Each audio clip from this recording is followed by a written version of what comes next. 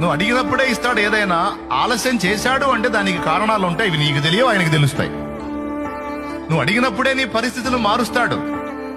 మార్చలేదు అంటే దానికి కారణాలు ఉంటాయి, ఇవి నీకు తెలియదు, ఆయనకు తెలుసు. ఆయన అన్యాయస్తుడు కాదే. నువ్వు అడిగినప్పుడే కార్యాలు జరగటానికి అది సమయం కాకపోవచ్చు, ఆ సంగతి నీకు తెలియదు, ఆయనకు తెలుసు. ఒకవేళ నువ్వు అడిగింది ఒకంత అయితే నీకు 4 విధములైన మేలులు ఏకంగా కలిసి వచ్చినట్లు